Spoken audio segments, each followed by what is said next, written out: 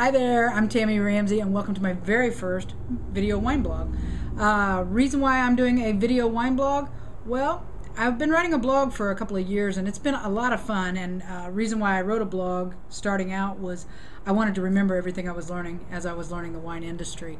And I went from a corporate job to making wine almost on a full-time basis, and I was learning so much. I was just being pelted with information and I was afraid I was going to forget everything, so I started just writing down everything I was learning, and I want to share that to you now in a different way through a video.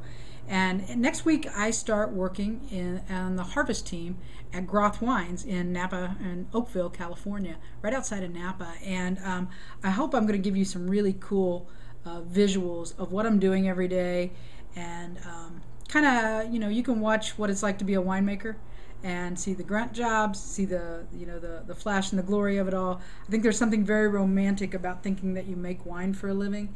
You labor over your grapes, you endlessly toil over tanks while the wine's fermenting, and barrels, and it's dark, and it's kind of there's something kind of mysterious about the whole mystique of making wine, and part of that is very true, and part of it is just good old-fashioned hard work and a little bit of know-how. And so I want to share that with you and answer any questions you have. Today I'm in my home and I'm doing a little wine tasting, and I constantly get questions about what glasses do I drink out of, what wine glasses do I drink out of. And every day that story changes around here because I have so many great glasses. But let me just tell you a little bit about what I've learned about wine tasting in general, and then maybe I can help you make the decision on what kind of glass you want to use. Now, I'm going to show you two glasses, actually a couple of glasses today, but two main glasses. I have this glass, a very high-end glass, and I have this glass, which I got at Grape Creek Vineyards in Texas, in Fredericksburg, Texas. Great little winery up there, fantastic, ran by my friend Brian Heath, doing a great job with the wines up there. But when you go in, they're not going to give you these $15 pop glasses. You're going to get this with their logo on it, so you'll always remember that day. And if you drop these, nobody's crying. They break. They can be replaced pretty easily. These are thick. They are heavy. And if I'm sitting outside on my back porch with my neighbors having wine, I'm going to serve them with this. And nothing wrong with it. Fantastic. Works perfectly. But if I'm going to be tasting wines, and I want to get serious about this, I want to try wines from the exact same glass I've always used, if I can. This glass I have had for 15 years. This is made by the Riedel Company, and they are an extraordinary wine glass making company. They make glasses of all sizes and shapes for all different types of wine varieties. This is a Cabernet glass.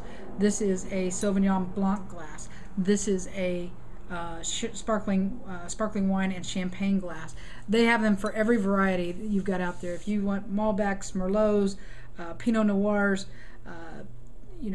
Chardonnays, you name it, they've got a glass for everything. But I went to a glass comparison class years ago at a place called Conn's Wines in Indianapolis, Indiana, and they had glasses like this, and they had glasses like this, and many in between, and they poured a $10 bottle of wine in each one of the glasses, and you probably had like 5 or 6 glasses sitting in front of you, and then they would pour, you would try each one, you would sniff and swirl and taste, and each glass would bring out something different in the wine. Like sometimes if you were really sniffing the wine, and all of a sudden you're like, wow, I'm not getting much essence from this, I'm not getting much aroma, there's no scent to it, it's really kind of flat. And then you would go to the next glass and be like, wow, I'm getting oak, and I'm getting cherry, and I'm getting baked fruits, and all these wonderful things, and leather and smoke and all that.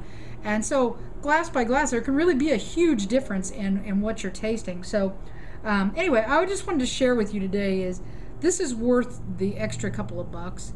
I'm fortunate this glass has made it through my moves and all my tastings, but this is my ground zero. This is my point of reference.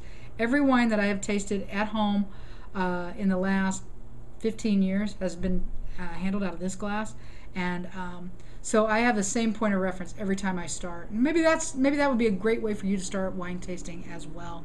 So I just wanted to share that little tidbit with you, and I'm going to spend the rest of the afternoon contemplating this glass of wine. And I hope that you will join me every day, and especially next week when I start my working at Harvest for Groth Wines in Oakville, California. I'm really looking forward to what this video blog might be for my own learning experience, and hopefully for yours. I hope you have a great day. See you tomorrow. Bye-bye.